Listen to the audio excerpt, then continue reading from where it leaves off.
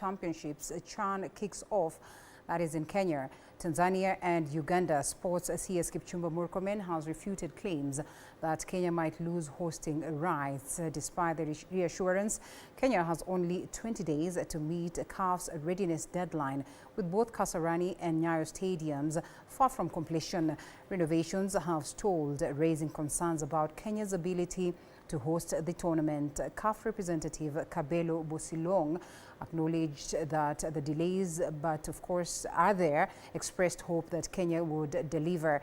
Murkomen also inaugurated the CHAN 2024 and AFCON 2027 local organizing committee led by Nicholas Musonye, with Mike Rabah as CEO. I've been hearing a lot about social media over the past few days about, where this tournament might be ending up, and I want to show everyone that it's CAF's commitment to make sure that this tournament will take place in the countries that it was intended to take place. So we are here to work hard and make sure that that happens. I know many people are very concerned about February. I am also concerned. And it is the right thing to do to be concerned. We have had meetings with the contractors. We are relying on their word in terms of their commitment that we will be on time.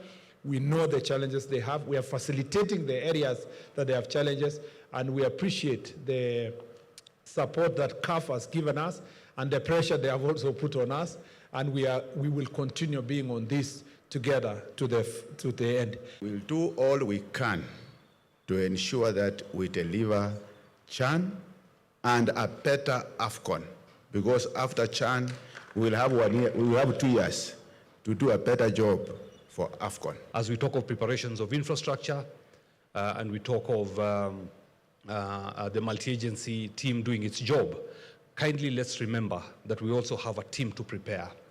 We must put up a good show as a country. We need to prepare Harambee Stars. We need to make sure that our boys are ready. We need to make sure that all the support is accorded to them so that we don't just participate. All right, the National Olympic Committee of Kenya held its 2024 annual general meeting right here in Nairobi, attended by executive board members, federation leaders, and representatives from 30 member associations. The AGM reviewed a year of major achievements, including Team Kenya's standout performance at the Paris 2024 Olympics, where they ranked as Africa's top nation with 11 medals. The session also celebrated successful events like the Kilifi Beach Games and emphasized financial transparency, with the board representing audited financial statements. Preparations for the April 24 Electoral Congress are underway, with the roadmap now released.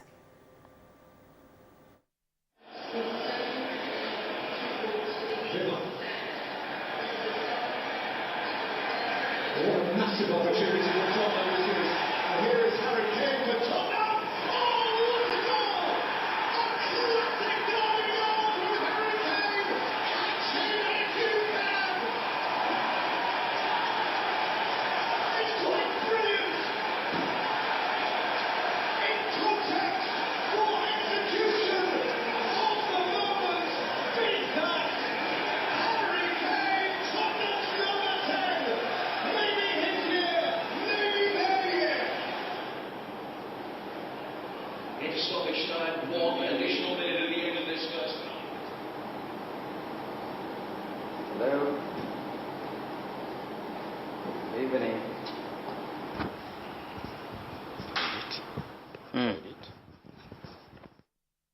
All right, Muranga Seal claimed a 2-0 victory over Mathare United in a midweek FKF Premier League match at Dandora Stadium.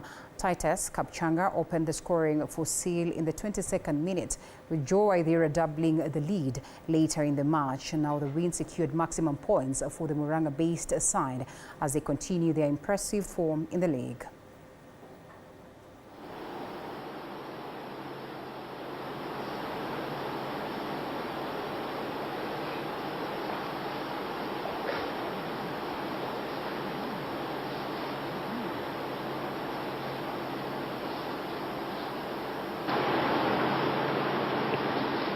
Nakupata kabisa.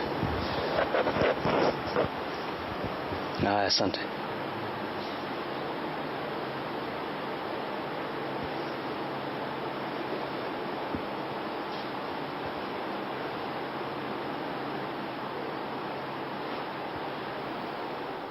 Now, day 4 of the East African Interparliamentary Games in Mombasa saw Team Kenya clinch the 4x100 meters relay title in a thrilling race. And of course, in the women's 100 meters, we see a Member of Parliament, Catherine Omanyo, secured second place, showcasing Kenya's strong performance.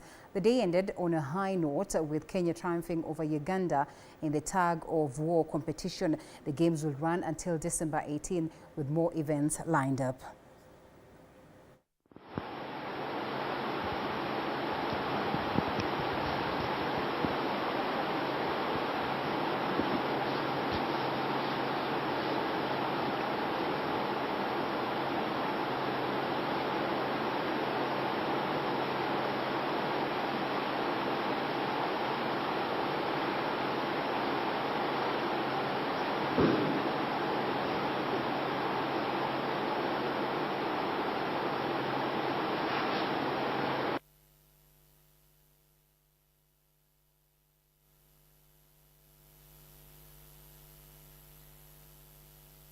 Nipa moral, nataka kufanya zaidi.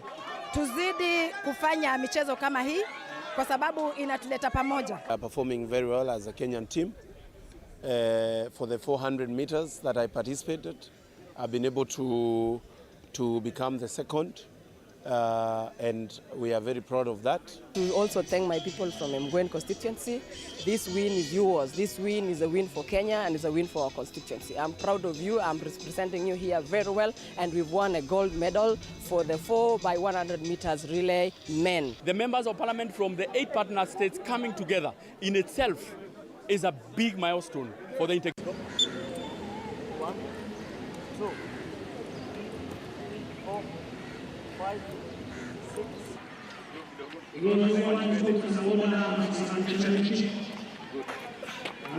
Haya, mkono mbele.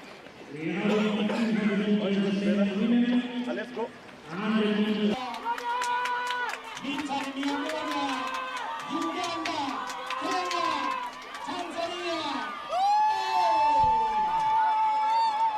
Ndugu zetu kutoka Tanzania bila shaka wanajua Mombasa na Dar es Salaam mapacha hawa. Na naona mwenzangu tayari Boaz makundi ya shajigawanya ikiwa ni mzunguko wa kwanza tu unakamilika. We have separated boys from men. Ebwe.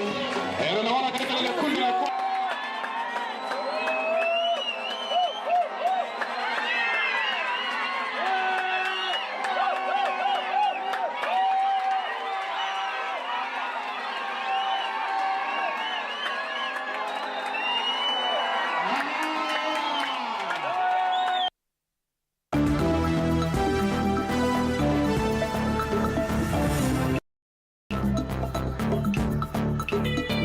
Sports News brought to you by Maybet. Bet bila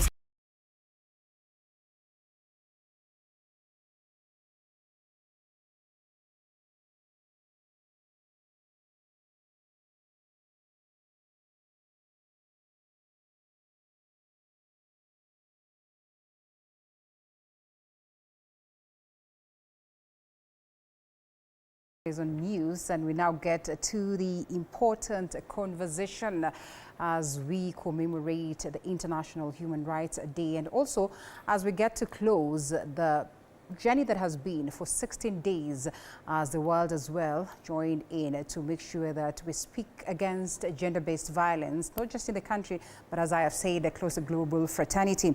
And what has been witnessed in the country today is one thing that of course speaks highly as to the concern of gender-based violence and the violation against human rights. We'll be getting to that conversation as we combine these two subjects and these two important days that is in the United Nations calendar. Joining me on set for the very conversation, I think I'll begin by introducing my guests from my farthest end. Pete, how are you?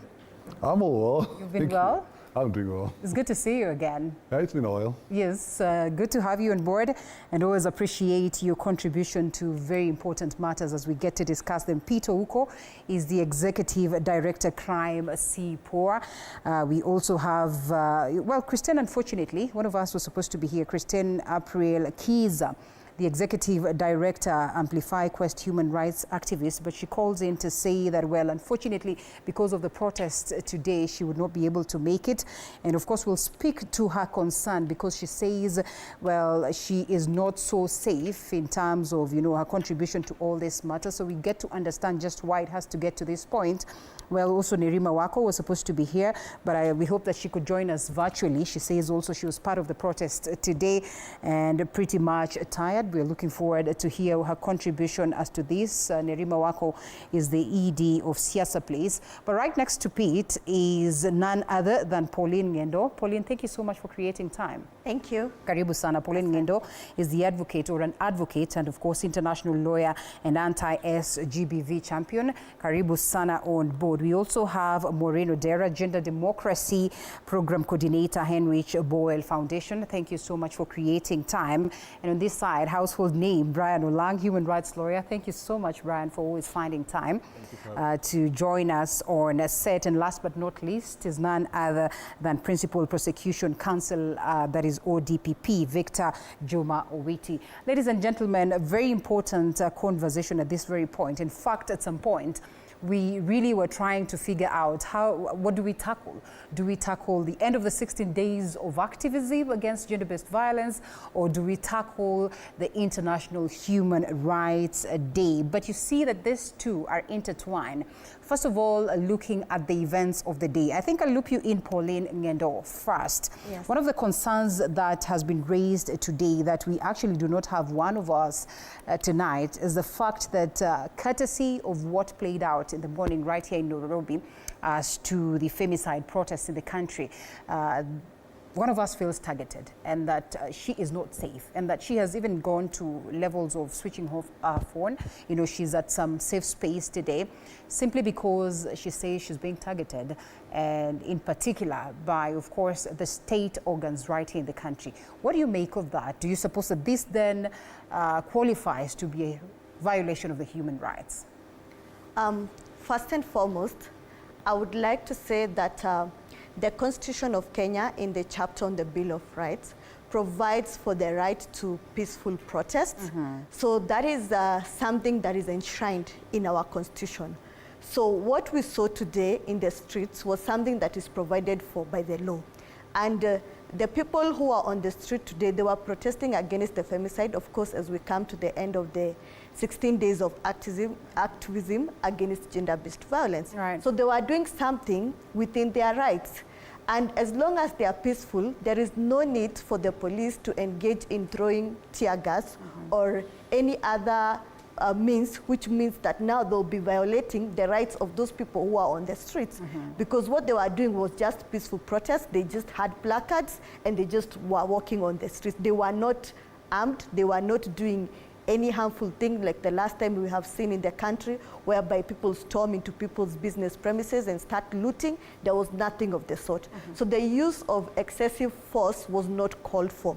And anyone engaging in it, since they're exercising their rights, should not be intimidated or forced to seek for their safety, because all we are coming out and saying, if you have realized in the past few months, we have had a lot of femicide cases. They have really been on the rise. And we cannot keep quiet, because we keep quiet, we have our sisters, we have our brothers, we have our relatives, we have our friends. You never know whom it could be. So that is why the people who are out on the streets today. So there should be no use of excessive force upon peaceful protesters, and someone should not be intimidated because they went out today to protest peacefully on something which is actually happening in the country right now. All right, and the authorities have broadly defended their police, of course, in response, while equally noting that they are focused on investigating what could appear as specific allegations of misconduct. Do you view this violent response by police as a direct attack on Kenya's democratic principles as well as the human rights of the citizens? And do you suppose there's more than meets the eye, Victor? Unfortunately, I have not been able to see what happened during the day. I was involved in a similar discussion at the US Embassy. But excessive force cannot be justified, whether from the police or from private citizens. So, you know, as has already been said by Pauline, right? Yes. Kenyans have a right to picket and to demonstrate, as it is called in the streets, so that the force used to manage these protests or demonstrations, if at all, should be justifiable force. When people are peacefully demonstrating, and I have no reason to doubt Pauline, then there would be no need to use, tear gas and throw them on people. And actually, that would be a violation of the rights of the people. But just to add, because you have thrown this at me, probably because I'm from the government side, the right to picket or demonstrate is actually clearly defined, both in the Constitution and with the supporting legislations. So that while people also demonstrate, like I've said, I haven't seen what happened today, but they should also do it in a manner that then does not lead to the violation of other people's rights. So the state has an obligation to, observe, respect, promote the rights of all Kenyans, including the demonstrators and the people who choose not to go for the demonstrations. So the right to demonstrate or picket is itself not absolute. But like I've said, the fundamental question is the right should be given effect to the maximum possible levels, so that its limitation, which is permissible, should then be what we'd call the exception to the rule.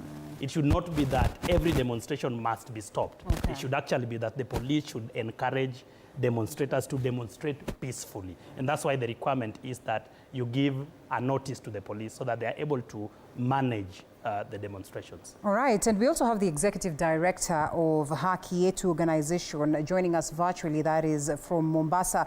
Peter Kiama, if you could please paint a picture of what the situation was like in Mombasa, because we also know that we had this protest down there, perhaps pretty much, calm ones compared to what played out in Nairobi.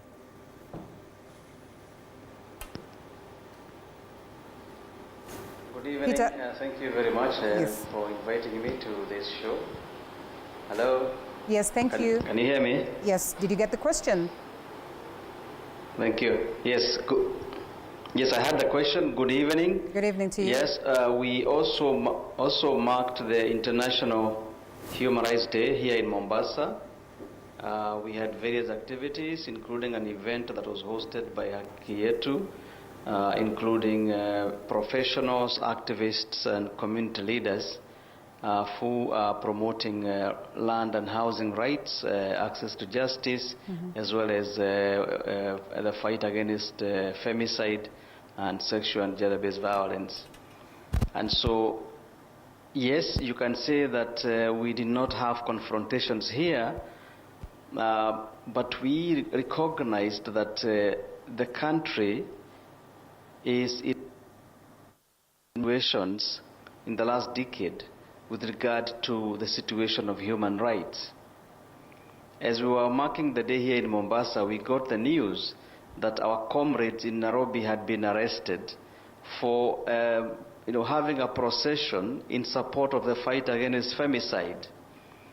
And we stand in solidarity with them because we do feel that the government does not have the monopoly of protecting human rights. We recognize that the Kenya government, or the state of Kenya, as a member of the international community, as Juma has said, has three key obligations: the obligation to respect, the obligation to promote, and the obligation to fulfill. And we do see that the government in the last 24 months has been observing those obligations in the negative. Number one, the government is not respecting our rights. For example, the freedom of assembly, the freedom of association, and the freedom of the media.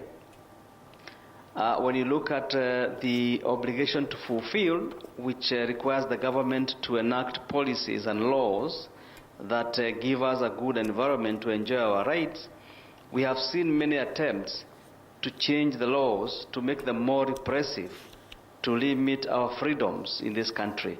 And so as we mark this day today in Mombasa, we observed that the situation has become more repressive in the last 24 months than we have seen in the previous 24 months before the elections of 2022.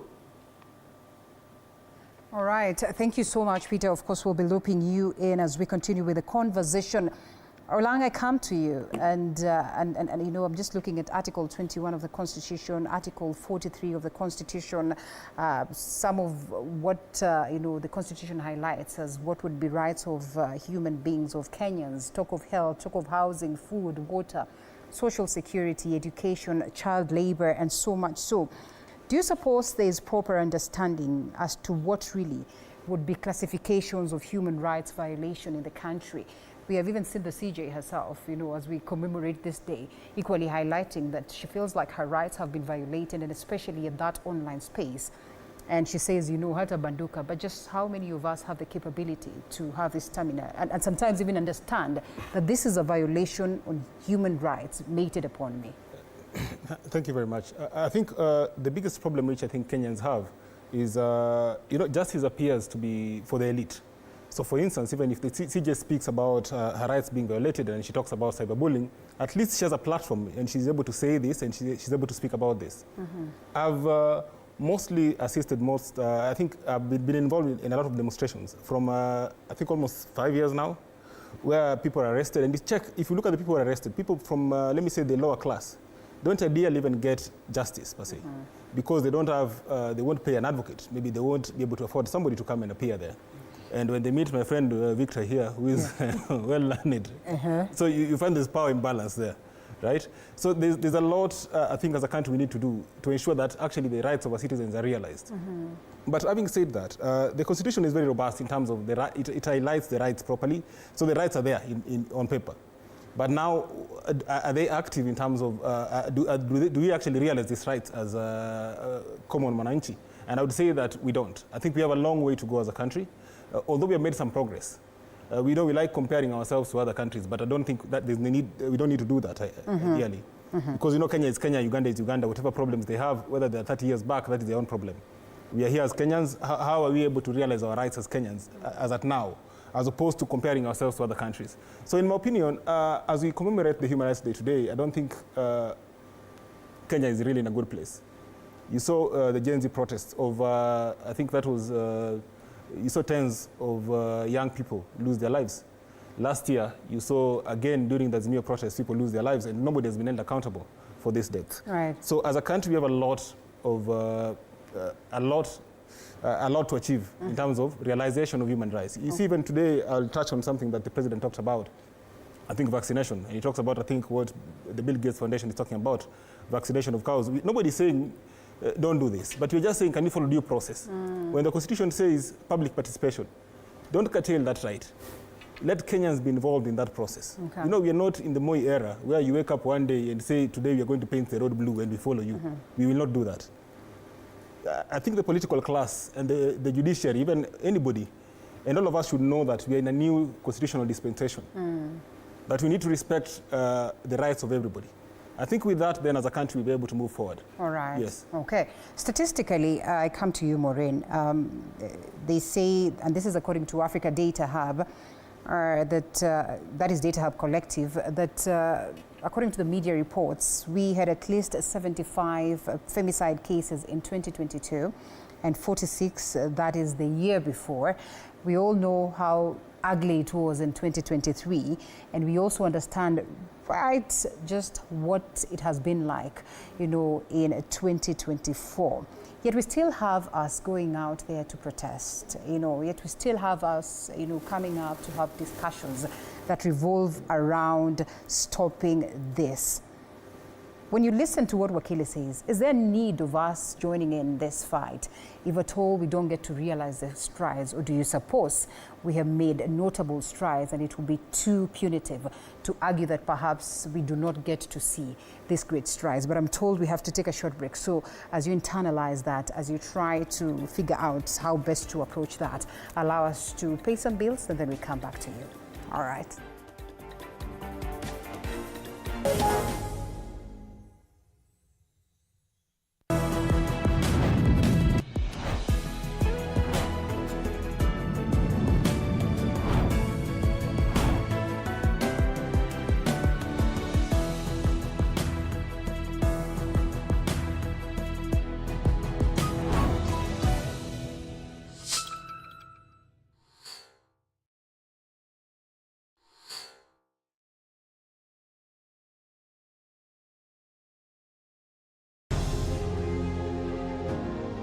Vile unavyojua watoto wengi sana hawana namna. Mimi ningependelea watoto wasome. I'm here to stress on education. At the same time, let us actually do any kind of sport that we are doing. Sport speaks the best language to everybody. Tunataka tutafute talents. Zile raw talents kutoka kule nyumbani mashinani mahali tuko leo. Hizi mbio za Chepsaita, like all other sports, zinaleta watu pamoja. We want to use this event to uplift the lives of the community. Anafurahia hii mchezo sana. Hata sikaange naambianga watu tuende Chepsaita. Wanafunzi wakimbie ili wakuze talanta ya mbio ama kuhimiza tena elimu. This is the place to be. Hapa ndipo mahali wanastahili kuwa tarehe 7. Wale watoto walikimbia last year, wamekimbia mpaka wamefuka mipaka zetu za Kenya.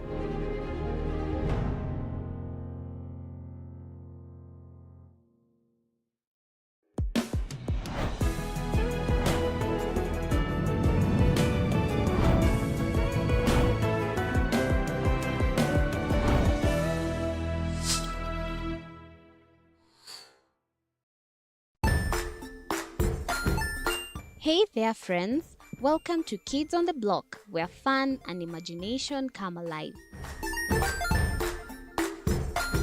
We dive into magical world filled with exciting adventures and awesome friends. What position were you in? I was number 2. What position were you? Number 1. He decided to cross the bridge by his house and look for food on the other side. We're going to do half cup of chocolate chips, and the other one, we're going to do half cup of the blueberries. So, grab your imagination hats and get ready to explore with us. Join us every Saturday at 9 a.m. for new friends, amazing stories, and tons of laughter.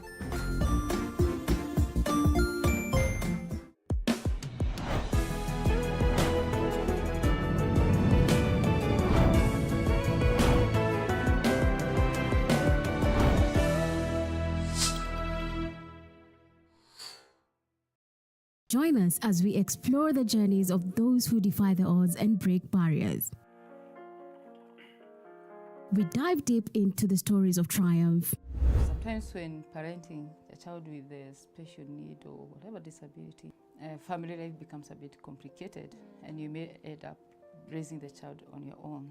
Here, we inspire. I have a farm which one we showcase with other dyslexic youths and autism how to farm. Motivate. It's never easy, but what we do, the best thing is to work with another parent who has an elder child than yours. And break through the barriers one story at a time.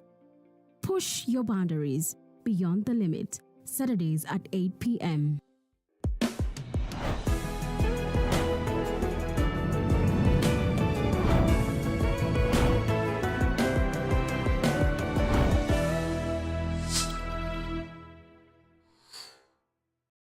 The Grind, where business meets brilliance. It's not just about the ideas. I was working as a shampoo boy. I used to wash clients' hair on the sink. It's about making them happen. From big wins. In primary school, when we would be asked what people want to be, I was categorical that I want to be a nurse. To hard lessons. The consoles change, the gaming equipment keep changing. We cover it all. Tune in to The Grind, where every episode is packed with insights. The person who is serving customers, always be a customer-centric. Strategies. When you pay attention to detail, you get luxury items. And stories to fuel your ambition. Don't just dream it, grind it. Mondays at 7:30 p.m.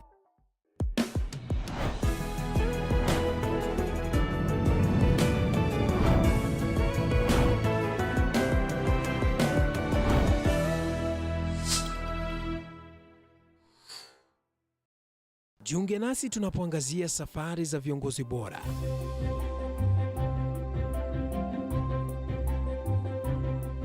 Kutoka kwa ushindi mkubwa hadi masomo magumu. Wakati wetu kwamba wasichana si wa kusoma, ni wa kuolewa, ng'ombe ipatikane, wazazi wakuwa watajiri. Tunashughulikia yote.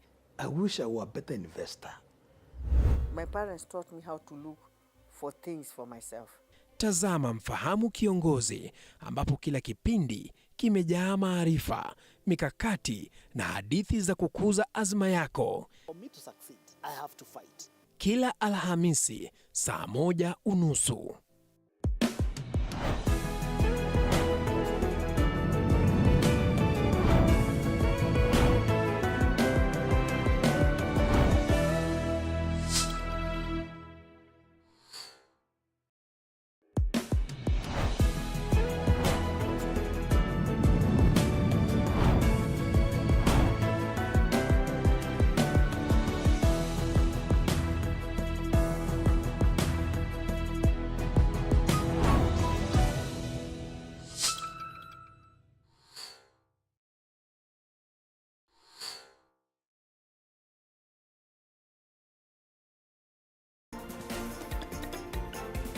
Right, the discussion this evening is about International Human Rights Day and just the strides that we have made as a country and just what we're looking forward to achieve in terms of making sure that we address the human rights concerns.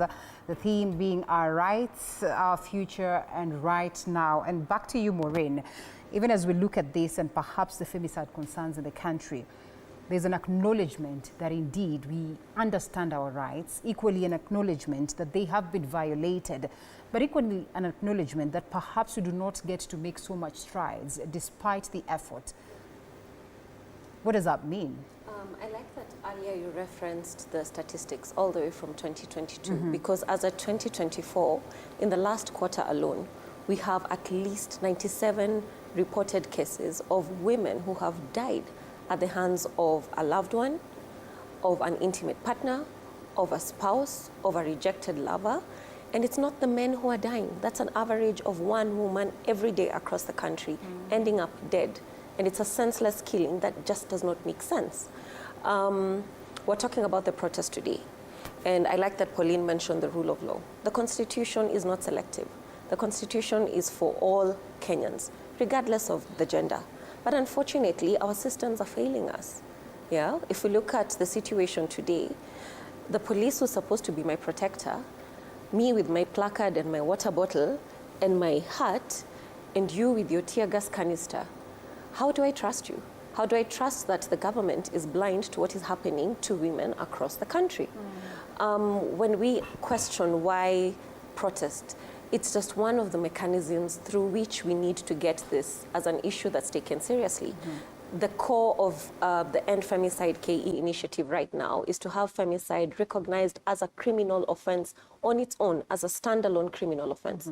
We do have sections of the law that look at different human rights violations, but why femicide? Because it is the intentional death or unaliving of a person who's female or identifies as such. So when we have this conversation of it should be, oh, genocide, humanicide, we get it.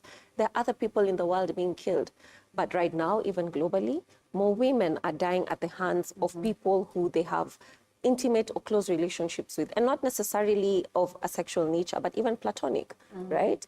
And I'm not saying other people are not dying. I'm just saying we need to wake up to the reality that we have a lot of women being killed with no valid reason, and the world is quiet about it. In this case, our government is quiet about it.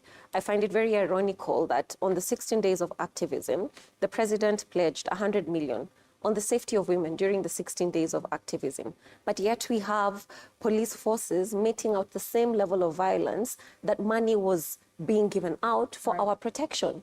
How does that make sense? How does it? In less than 10 days.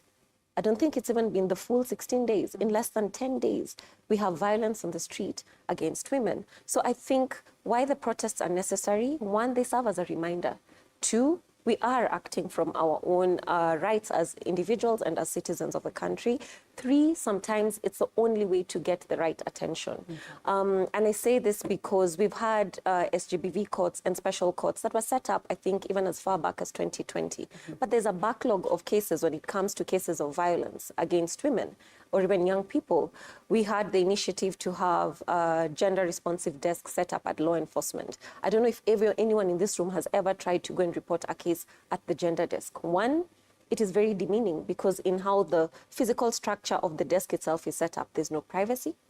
There's very little sensitization done with the law officer taking down your case. A lot of these things are very traumatic. There's no psychosocial welfare or care given to the person reporting this case. Right. And then it becomes on you. You, as the person who survived or the victim, you have to go and justify why you're a victim. You almost have to go and gather evidence while you're still trying to figure out what just happened to you. Like my colleague here said, sometimes you can't afford the legal support. So you're there by yourself, you don't understand the language that you need, you don't understand the process, and that completely delays the legal steps or legal processes that you need to get this to court. It's sad that 30 years post-Beijing, we're still trying to talk about the value of the lives of women. Yeah? We're trying to talk about the value of women's bodies, the sense of ownership that everybody else out there has of a women's body, as opposed to the woman herself. Okay. Because how else do you equate, say, the quality or the value of life of a woman to that of a child or to an animal? And we see it in our cultural practices, where you go into a homestead and they're like, there's none in the homestead. Ilikuwa tu watoto na wanyama.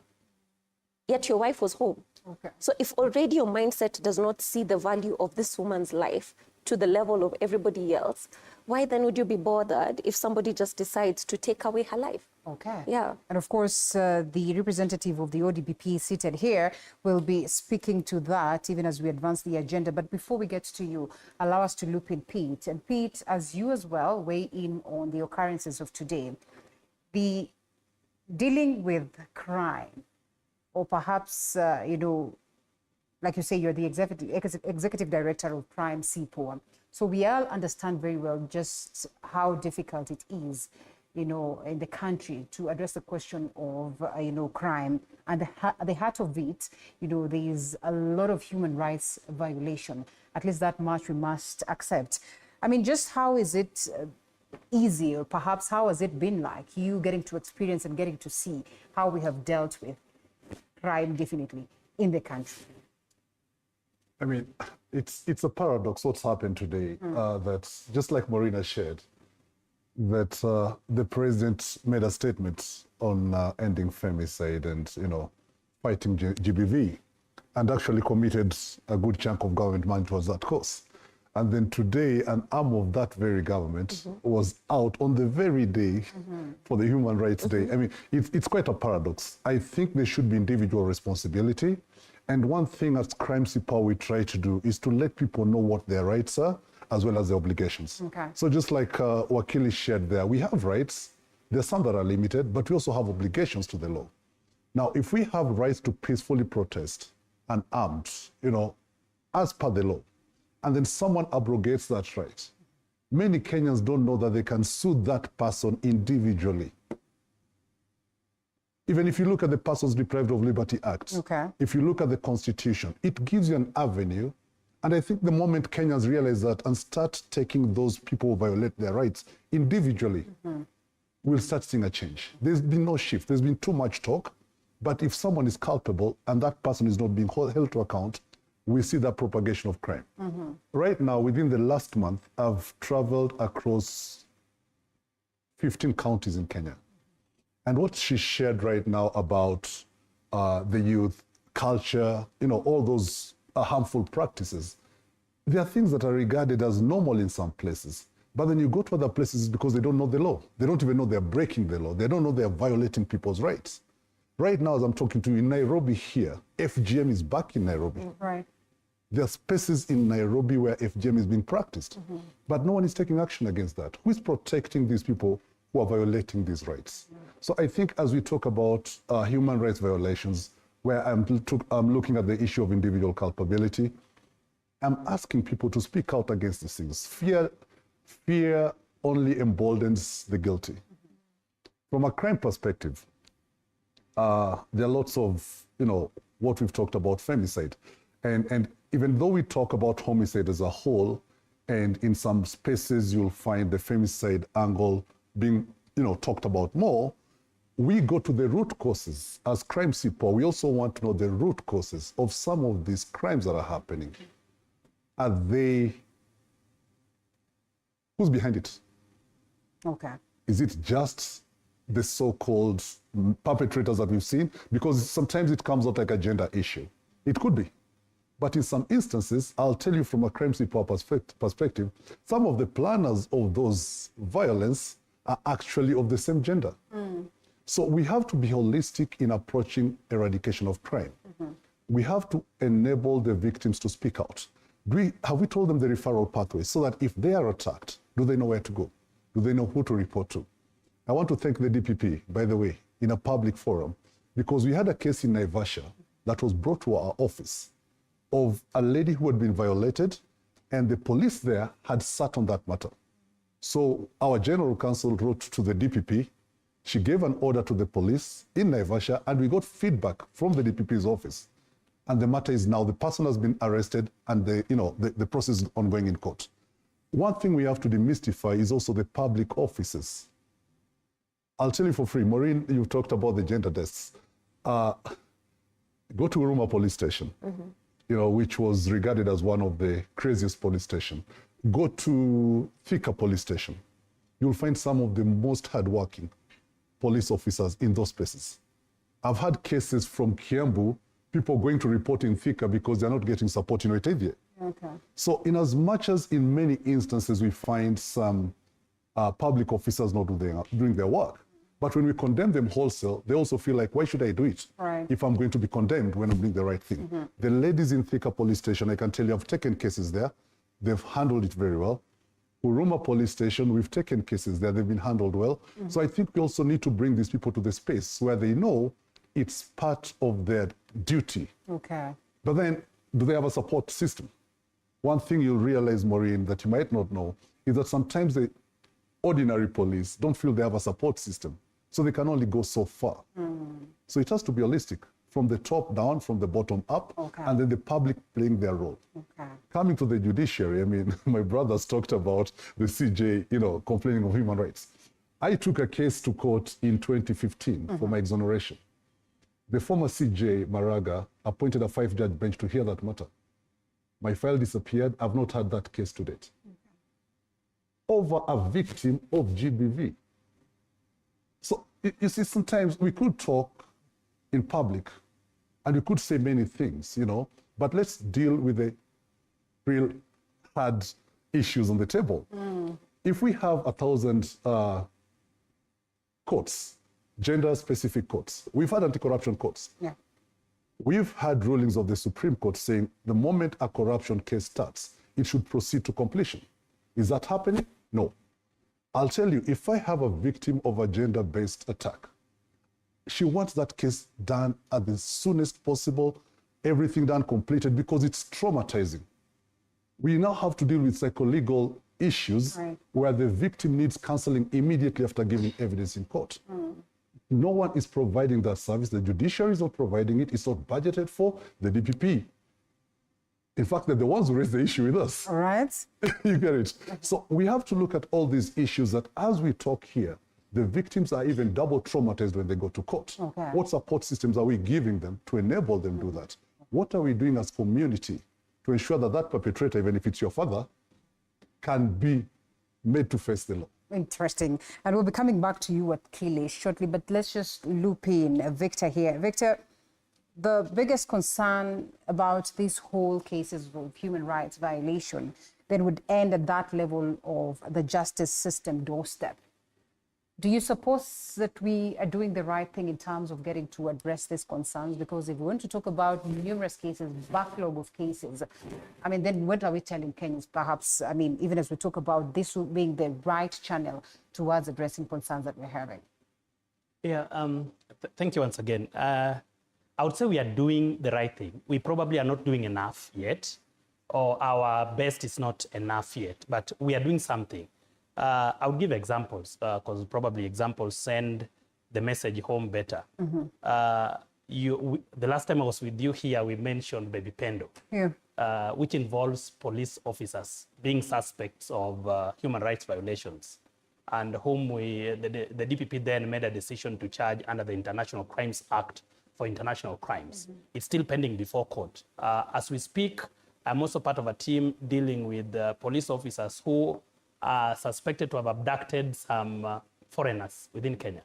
It's a matter that was spoken about a lot in the media who are also facing prosecution in Kiambu law courts, and a number of other cases of human rights violations, both under our domestic laws and international legislation, including the International Crimes Act.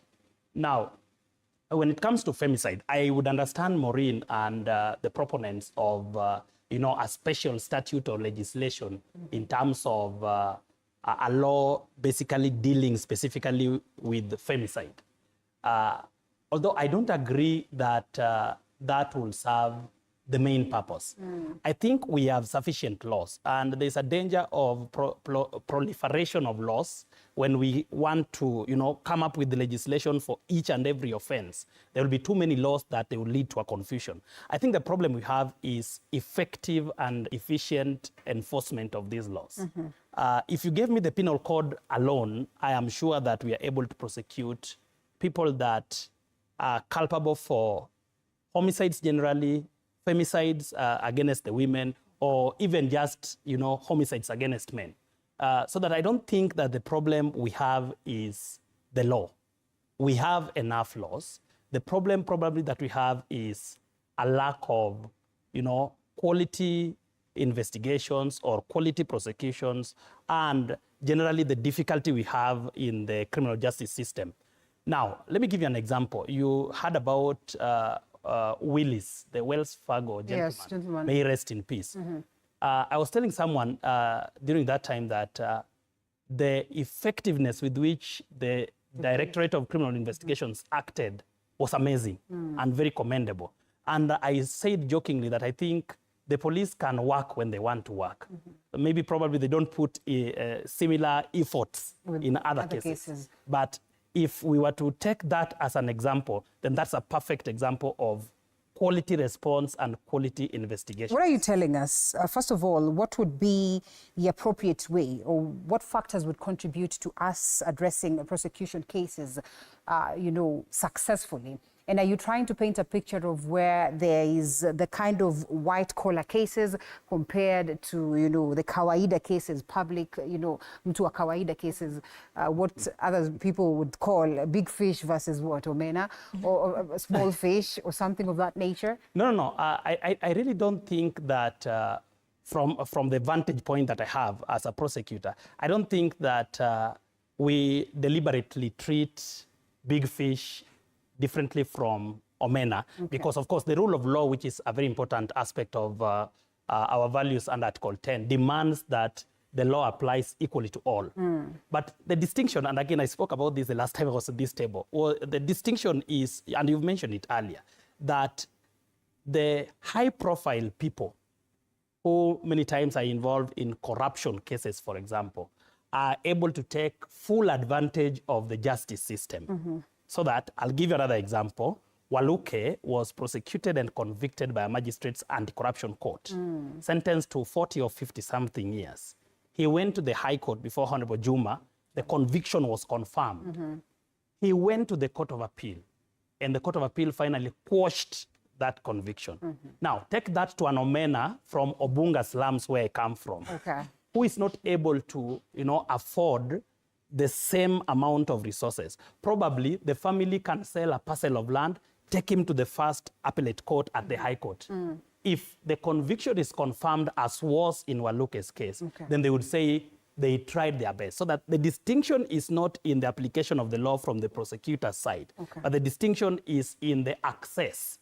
And that's why the government comes in with legislations and institutions like legal aid services, where people who are not able to access these services are then assisted. And that's where I think organizations like Crime Support and police or Marines come in, so that they assist these other people. But this is not to say that the government may not be culpable of, suspicion of human rights violations or not doing enough. All right. I think we are doing something.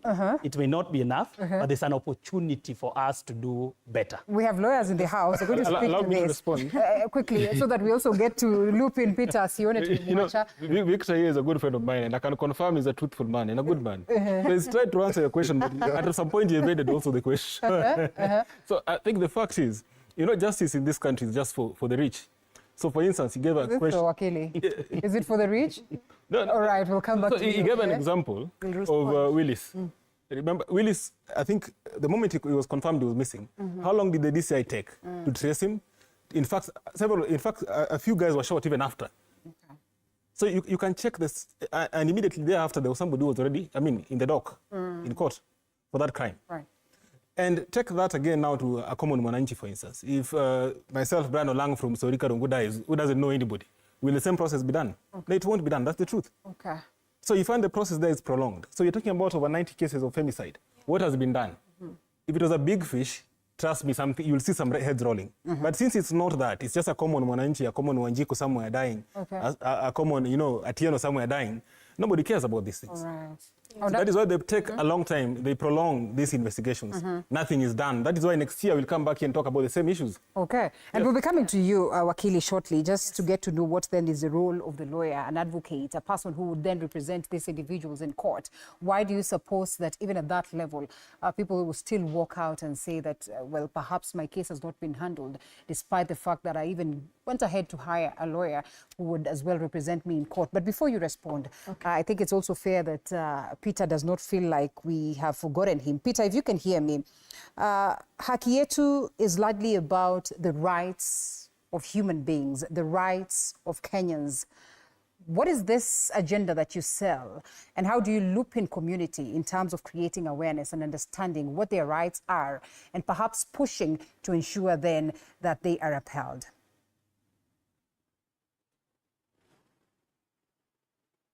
Thank you very much. I have been nodding and, confirming what my colleagues have been saying. So let me say, Haki Yetu main objectives are to promote the rights and access to justice for those most vulnerable, especially those at the risk of being dispossessed of their land, or those who have been, illegally and arbitrarily evicted from their land, but also investigating and working with police officers and other actors in the justice system to help victims of sexual and gender-based violence to access justice within the system. We also public participation and accountability in governance. And that's the point. And what we do then is, therefore, we train based, resource persons who then have the staying power in those communities. Some of them, we call them budget champions, accountability champions, who remain with those skills and knowledge in the communities and promote those in the community. Issues. Peter, allow us to we really can't get you well. Allow us to fix your connection, and then we come back to you. But quickly, in a minute or thereabout, as you respond to this, and then we take a short break, come back to more. All right. I'd like to respond on what is the role of a lawyer when you're representing either a gender-based violence victim or a sexual offender, a victim of sexual violence. First and foremost, we now have we have various laws that come into effect on that. We have the Sexual Offences Act. We now have the Sexual Offenders Register, such that when a person is convicted with a sexual offense, there will be a register which someone can be able to access, and you see their names there. We now have the Victim Protection Act. When someone is a victim of SGBV, you have a right to what we call a victim counsel. And we also have various laws. So I believe that Kenya, we have very good and progressive laws. The only challenge comes in the enforcement of the same. So the role of a lawyer, number one, you should ensure that the victim has reported, whereby you report to the nearest police station. You get what we call an OB number, which is an occurrence book number of reporting that particular crime or incident that has happened. Then from there, normally you state what has happened. There's something we call the P3 form, like you should go and get your P3 form filled by the doctor. Then you have your witnesses. They also get to be interviewed. And something we call an IO, an investigating officer, is allocated to your matter, such that now they will do the investigations. Then once the investigations are done, they should arrest that perpetrator of that crime. And from there, according to the laws of Kenya, once you're arrested, you should be arraigned into court within 24 hours, of course, unless it falls within the weekend or a public holiday. Once you're arraigned in court, then we will have something we call the police file. The police file now has all the exhibits, the evidence that you have, the witness statements, and everything, and the investigation diary and all that. That is in the police file. Then now we get to the court file, whereby now the charge sheet is put there, and now we have a case number for that particular case, and you should be charged, the offense should be an offense that is under the law. Okay. So then now you are arraigned in court as the perpetrator. But what happens when you allow us to come to that. Yes. But what happens when, yes, I think after this short break, and also I'd love to understand, what does it take for one to get a P3 form? Right. Must you have been hurt properly and there's blood oozing out of you, or you've just been hurt? Because the perception out here is that let's not put an alarm, and I've even seen people hurting themselves just so they can qualify to get a P3 form. So allow us to take that short break, and then we come back on that very note.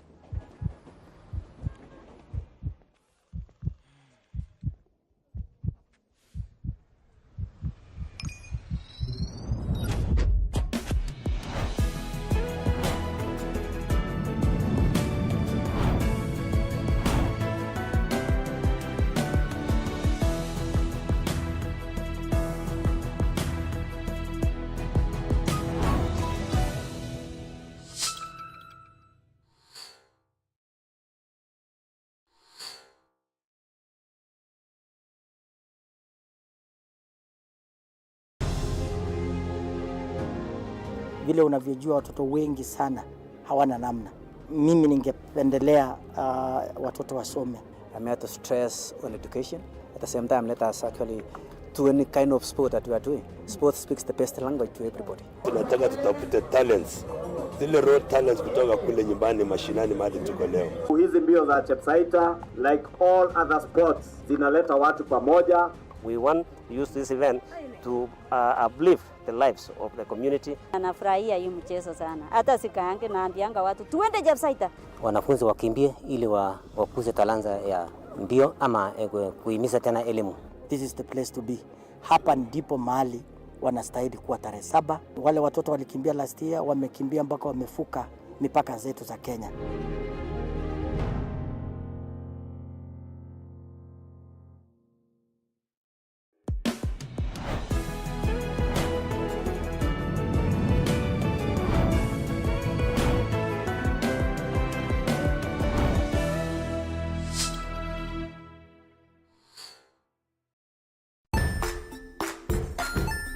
Hey there friends, welcome to Kids on the Block, where fun and imagination come alive. We dive into magical world filled with exciting adventures and awesome friends. What position were you in? I was number 2. What position were you? Number 1. He decided to cross the bridge by his house and look for food on the other side. We're going to do half cup of chocolate chips, and the other one, we're going to do half cup of the blueberries. So, grab your imagination hats and get ready to explore with us. Join us every Saturday at 9 a.m. for new friends, amazing stories, and tons of laughter.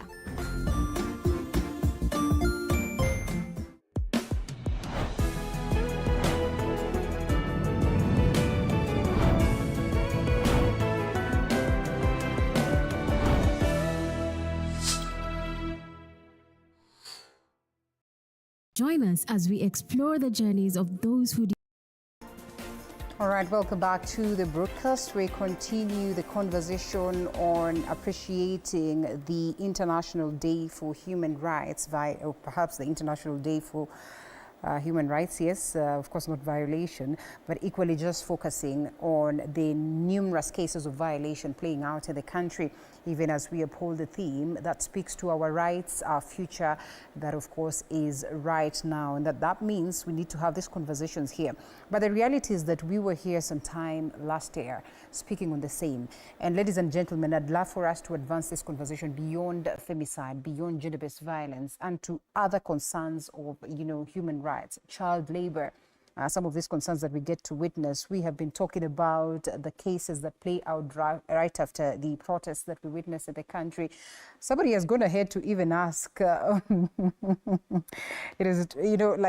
is it accurate to say that overtaxation is a violation of human rights? And another person goes ahead to ask, do you suppose that as a country we are undergoing rampant violations of citizen rights by the very same government? Wakili, we come back to you so that we get to understand the procedures and the processes that people have to go through, even as they report their cases, yes, and now up to what level so that the same is addressed. Yes.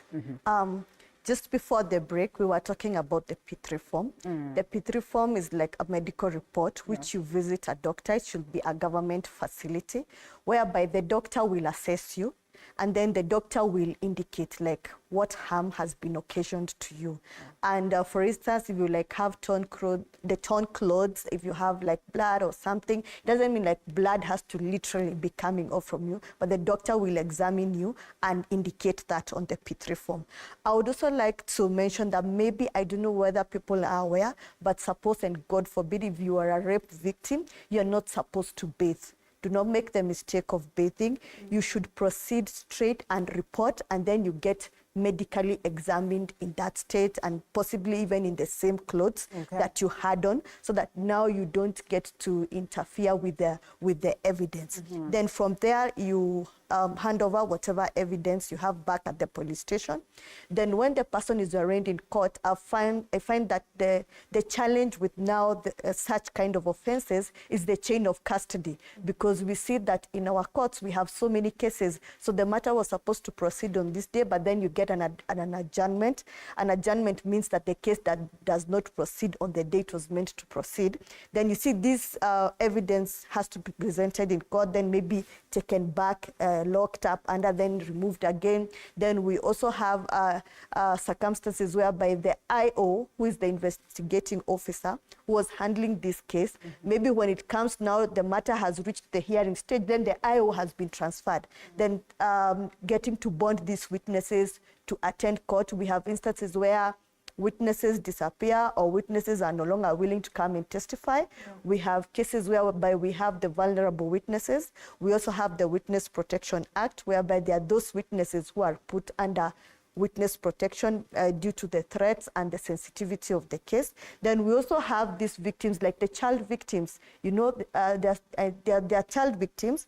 And we also have the intellectually challenged persons. They may not be able to express themselves well. So you find if the case is prolonged to the hearing stage, maybe they have forgotten the incidences, the evidence has been interfered with, some of the witnesses are no longer there. God forbid, some of them have even passed on. The IO has been transferred, I don't know to which far-off place. We are not able to secure the IO, and all those are the challenges that we get to encounter. Okay. Yes, in the trial system. The trial system. And of course, we'll come back to expound some more on that with Wakili here, as well as a representative from the ODPP. But Peter, we come back to you. We interrupted your line of thought. If you could bring us back to where you are, or you were. Thank you very much. Thanks Wakili for elaborating on that, those technical areas in terms of how to support victims. I was explaining what we do as Haki Yetu here in Mombasa. We cover the 6 counties of the coast, and we are coast-based national NGO. And one of the issues that we deal with is one of the greatest injustices at the coast, which is the land issue, land ownership, land registration, land titling. This is one area that is greatly affected by the very inadequate, attention to land tenure and land titling. And therefore, many people at the coast sit on land without any papers. And so when it comes to large infrastructural projects, it is a struggle for them to be able to prove that this is their land and therefore require compensation. But also their land is open to grabbing, in a big way across from Lamu to Kwale, to Kilifi, to Mombasa. So that's one of the issues that we deal with. The other one we deal with is the whole issue of access to justice. And we work closely with the criminal justice actors to be able to support those who have been violated, either being violated by the police or cases of early teenage pregnancies or cases of sexual and gender-based violence. So those are some of the issues that we deal with. But allow me to speak to the context that we are in, because we might discuss a lot about the mechanics of protection of human rights and forget that civic space is very critical for us to be able to exercise our rights. And I would like us to dispense with the matter that is very current, where the head of state and his government, continue to beat down those who stand up for rights. And we saw that today, where people who are defending the right, against being, subject to femicide, were brutally, arbitrarily arrested and put in the cells. And I think the police are borrowing a leaf from the president, because the president has decided to call those who are demanding accountability demons. We are being called Pepombaya. We are being called Tumepagawa. And I would like to really request the president to stop labeling us as negative, because defending human rights is a constitutional obligation of citizens, yes. Peter, and that is your position, perhaps in defense of the president. I want to trust that this, you were talking about his reaction right after the Gen Z protests, and which I think he retracted on that very position. And therefore, we must give him credit for that, not in defense of him, but basically as well, appreciating that at some point in time, he realized that, well, this perhaps was not the way to respond to the concerns in the country, and retracted on that statement. Proceed. No, it was this week. And last week, he's been calling us, Pepombaya. So, and I think it's labeling which is negative, which basically criminalizes the defense of human rights. That's the point I want to make, that we should not criminalize those who defend the rights of others, because it's a constitutional obligation for citizens.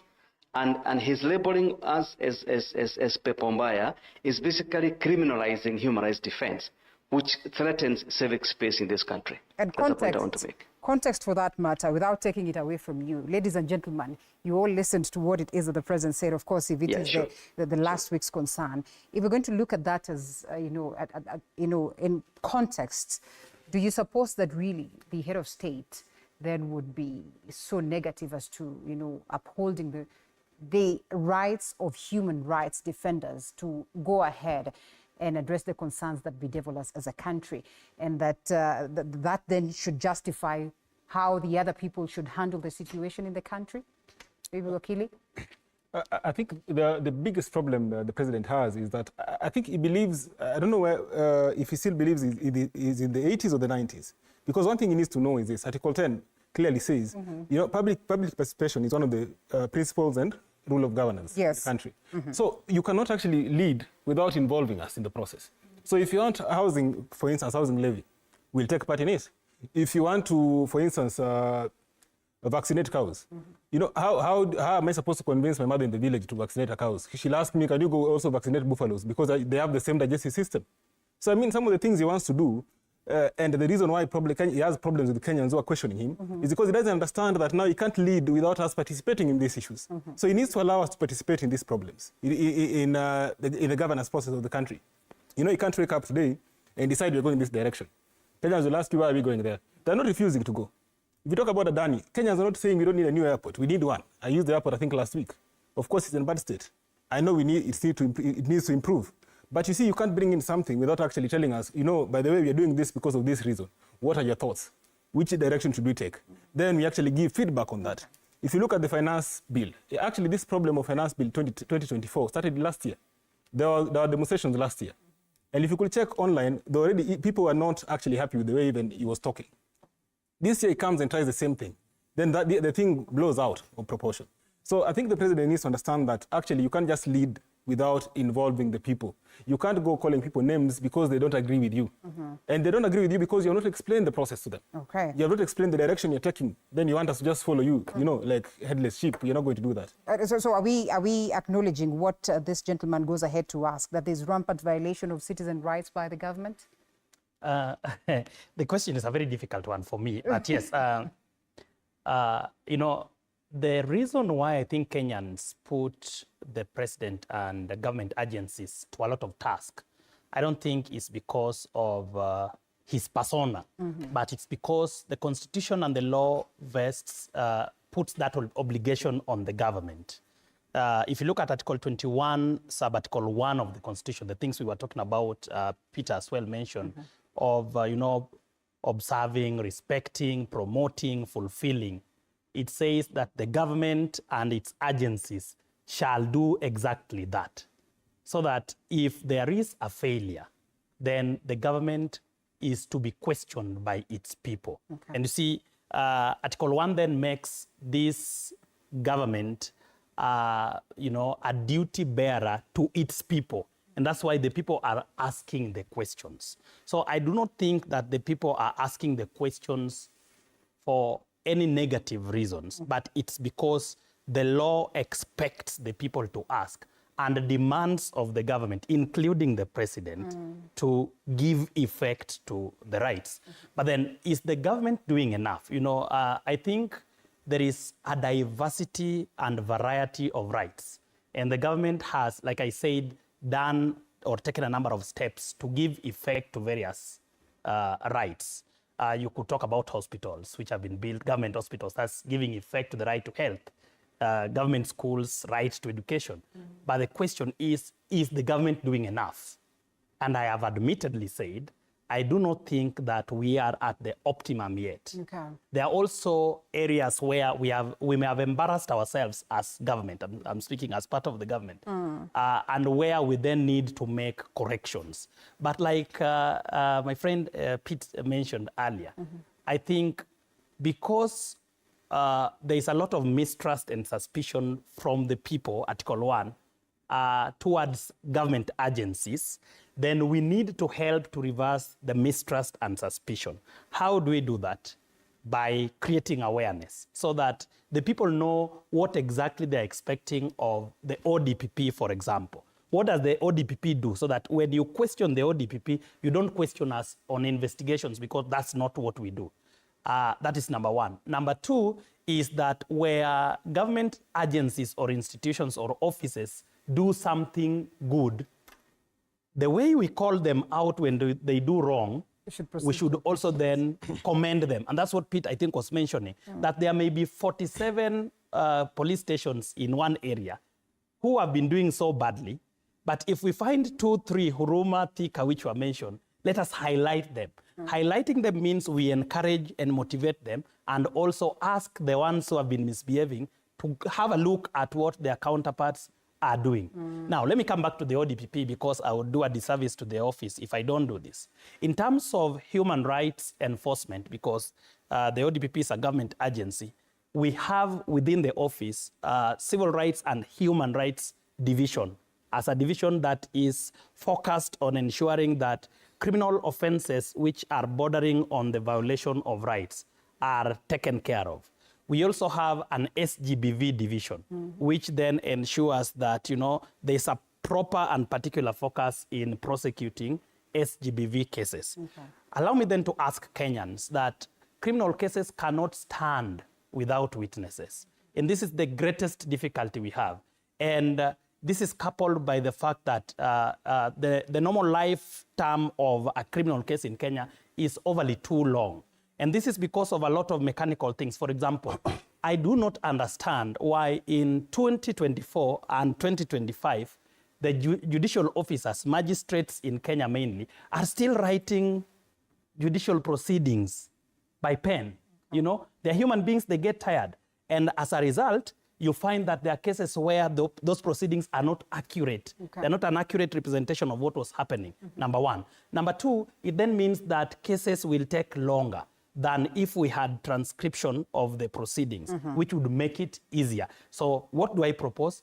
Let us make our criminal justice system more efficient and more effective by adopting more of technology so that we do not have magistrates and judges writing longhand, and at the same time create awareness to the people. And I love the fact that Kenyans, originally we would call them litigious, but Kenyans are aware of their rights, especially in the human rights domain.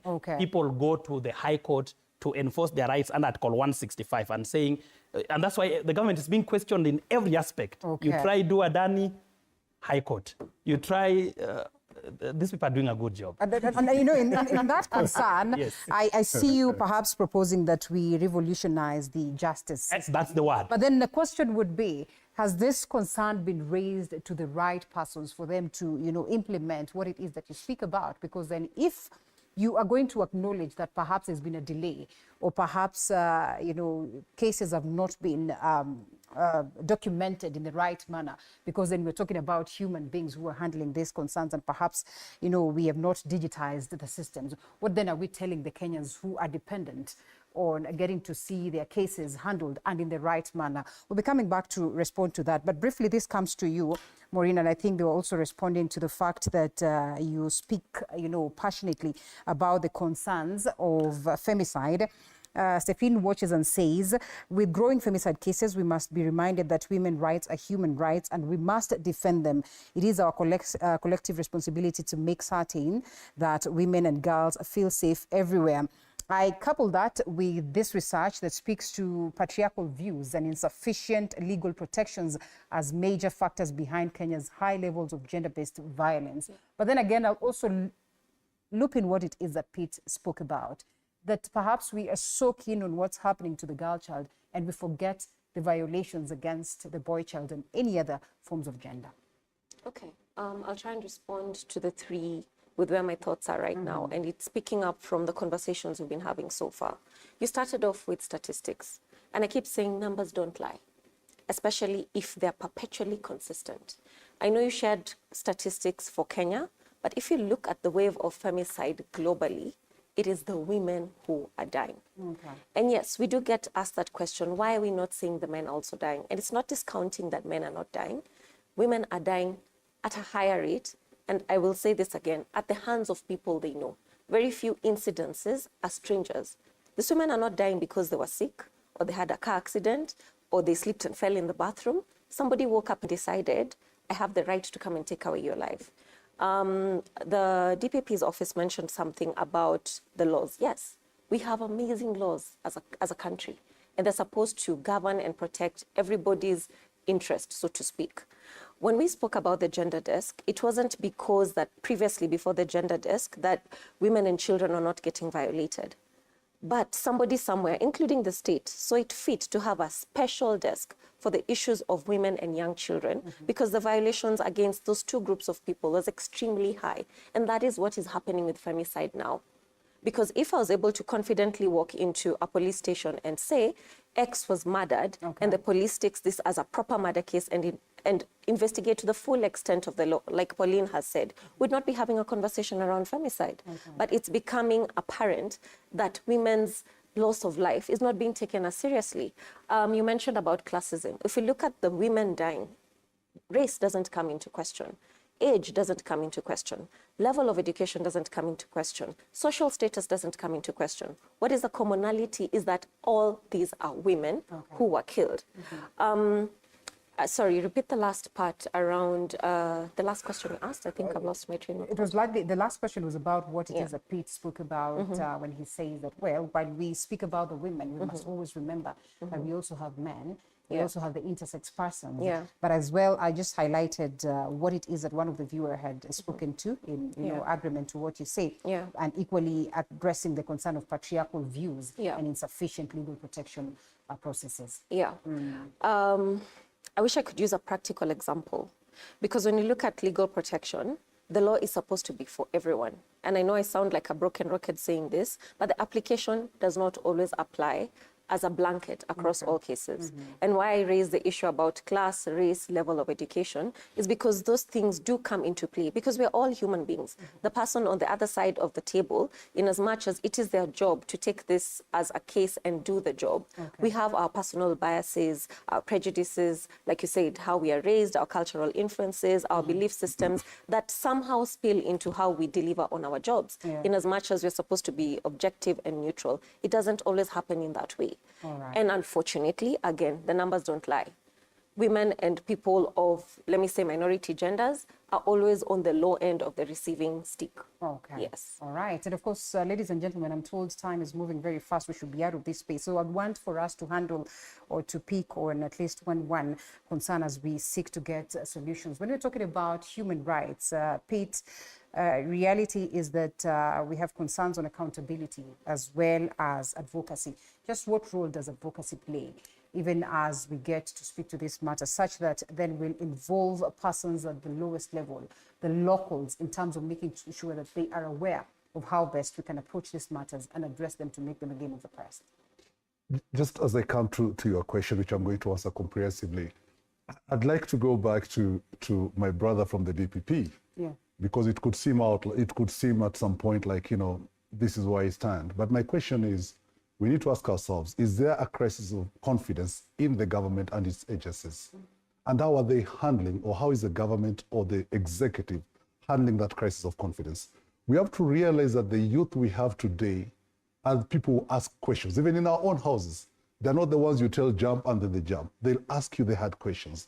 And I think the sooner we come to the realization that those questions will be there, they're not going away, we'll have to change our mindset on how we deal with them when we find them on the streets or when they ask us the hard questions with whichever space they are.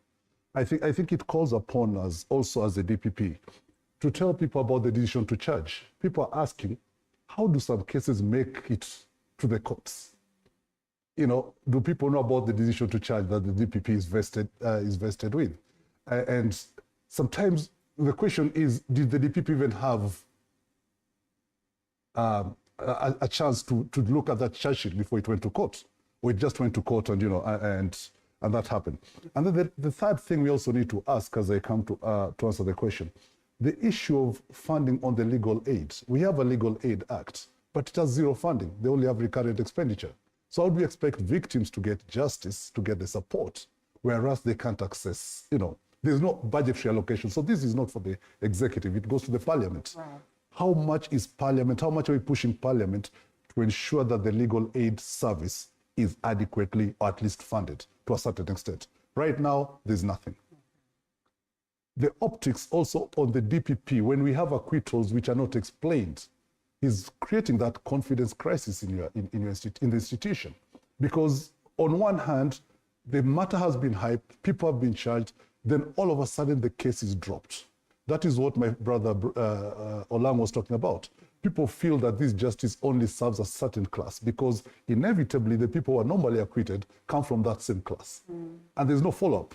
And yet you've told us before that money was lost. If there's no follow-up, does it mean that there was no money lost or, all that? So just coming back to the judiciary again and IT, we know there was a process during Chief Justice Mutunga's time when they tried digitizing the judiciary. We know as Kenyans what happened to that process. There could be a new opportunity to do that, but there should be transparency so that if things are being sourced, let Kenyans know and Kenyans can question so that if someone brings funny things that are not going to work like the ones we had, they know where to go to. And that's where that comes to the accountability issue. And Pete, we have to close. And I know you've addressed accountability, but what about advocacy? Quickly. Yeah, so on advocacy, for us at Crime Support, we believe that everyone in Kenya should know the law. You don't have to be a lawyer to know the law. Just basic law where this is a right, it's been violated, this is where you can go for justice. If someone else's right is violated, you know how you can assist them as well. Yeah. So as Crime Support, we have the Sharia Mashinani project, where we are training as many Kenyans as possible to know the law so that they can know how to access justice. Okay. That is our basic thing. And for advocacy right now, we have the platforms through which we can make our voices be heard. Nice. But let our voices be heard on congent, factual issues that can carry the discussion forward. If you. it's sensational, it doesn't last. Doesn't last. Well, thank you so much. Peter, quickly on the question of education and creation of awareness, and especially to the people down there on ground, so that you speak of civic education and proper understanding. Peter, if you can hear me. Yeah, I would say that education and awareness is very critical. Yes, I can hear you. Hello?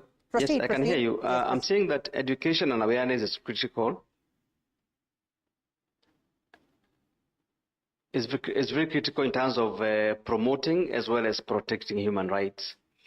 That the people are given a chance to understand the law, to understand the Constitution, but more so to understand the Bill of Rights and how they can be able to get redress when their rights are violated, but also how they can be able to protect themselves against abuse, against violations, because I think prevention, as they say, is better than cure. So if we can have our citizens quite aware, quite knowledgeable, in a manner that they can be able to prevent being violated, we'll be in a better position, including the protection of civic space, so that people understand that the freedom of association, the freedom of assembly, the freedom of peacefully protesting are freedoms that are guaranteed in the Constitution and are not given by government. Once people understand that, and they understand they have a responsibility to protest peacefully, I think we'll be in a better place. And lastly, for me, is for the government to respect the Constitution and the rule of law. That way, we'll be discussing a different topic next year, International Human Rights Day. Thank you. All right, thank you so much. And of course, Wakili, we come back to you. Delicate balance when it comes to the rights and protection of rights for perpetrators, vis-a-vis that one for victims, as well as whistleblowers. How do we strike a balance as we come to a close? Very true. It calls for a delicate balance because all of them are humans and they all have their rights. They're the rights of the accused persons, which the right is to have a fair hearing, to have legal representation, to be informed of what they are being charged of, to also get to defend themselves. We have the right of the complainant, of the victims, also to be protected and also to ensure that they get the justice. We have the right of access to justice under Article 48. We also have the whistleblowers who now let us know some of these things are happening. Each and every person should fall within their rights. So what I would say is I would call for a balance of each and everyone. And as much as you're trying to safeguard the right of a perpetrator and the rights of the complainant, there has to be a balance such that the complainant does not miss out on justice in the name of protecting the perpetrator. That is where now the challenge comes in. Because yes, they have a right, but to ensure the right of another is not infringed over the other. Okay, beautiful. And of course, call to action as we close the 16 days of activism against gender-based violence. What then do we soldier on, knowing as a people that we have committed the 16 days, we continue to commit so much more? Just what do we do so that this then becomes a game of the past? Yeah, I think what would be appropriate is a reminder to all of us that women's rights are human rights. If we start looking at everybody as equal in terms of the value of life, in terms of the freedoms and access to all the things that every human being wants to enjoy, then maybe we'll eliminate the need of these very gender-centric terms like femicide or gender-based violence or infanticide. Because if we're all human beings under this earth, then why can't we all get the same equal treatment and value each individual's life in the same way? Yeah. Okay. And of course, Wakili, we come to you as we celebrate this very important day on human rights and the rights of human beings. Wakili, both, all right. Of course, it's Wakili, you Olang. Eh? I mean, what is the outlook? What is the future like as we talk about the emerging issues? Because they are emerging by the day, yet we still are focused on making sure that we get to a point where, as a country, there is maximum upholding of human rights. I think as a country, we keep making one step forward and I think three steps back. Because, I mean, if you look at the current human rights state, I think it's really disturbing to look at the violations going on. You look at the number of women getting killed. You look at what happened in the Gen Z protests. Even what happened today. where peaceful protesters were actually tear gassed. People were arrested and then later released. And I think it's a process where you see it all happening all the time. And I've seen this happen a lot, where they're arrested. Eventually, I think you also have to commend the DPP here. Sometimes the police take those charges and they refuse to approve them. Because you wonder how even somebody thinks. You go and arrest somebody who has chained himself or on the street. You take them to court because they were, and charge them in unlawful assembly. Okay. So I think as a country, we still have a long way to go. Of course, we also have to agree that there are some steps we have made that are positive. But as a country, we still have a long way to go. There's a lot to be achieved. All right. And I think also this government also needs to realize that the fundamental rights and freedoms of Kenyans are guaranteed and protected by the Constitution. So you can't wake up one day and say that I'll do this or I'll take away these rights. So as a country, we have a lot to do. That's what I can say. All right, fair enough. And Victor, as we come to a close, as you speak to the masses, as you speak to the people, what would be your message to the public in terms of, how then we can involve the public in addressing concerns of human rights, as well as, of course, just making this then become a reality? Because there's always that feeling where we have to point fingers at the government, that the government is entitled to doing this. What is the role of society? Yeah, like I said from the start, I think the people should not stop demanding from the government, to continue exercising the obligations under Article 21. The people must keep reminding the government, to observe, protect, respect, fulfill, promote the fundamental rights in the Bill of Rights. Okay. So I have no qualms with the people. About awareness, I think the civil society are doing a good thing. With social media, they are now able also to record, which is a very important aspect of ensuring accountability and, using digital media. As an office, the ODPP, just to mention, the current DPP, Mr. Renson Ingonga, has adopted a community, a community visiting, where he goes to the communities. I remember my community benefited from him when he came to Obunga slums in Kisumu, where I'm born and bred, to just let the people know, that this is what the office does in terms of human rights. Okay. And that if police officers are involved, you can go to IPOA, you can go to IAU, and that we can prosecute police officers, and that we need you people as witnesses to testify. Right. In conclusion, I think all of us need this country as one. And just to add on what Paulina said, other than the rights of the victims and the accused persons, there's also the public interest. Yeah. There is a common interest that all of us here have, that we need this country together. Okay. And that the government should do all that we have said, but at the same time, the people should also, in exercising their rights, which they must be allowed to exercise, also ensure that they don't violate the rights of others, destroy property, or kill others in the process, so that we have a nation. Thank you so much. And of course, the conversation is bigger than the time that has been accorded to us, but we appreciate the much that we could tackle.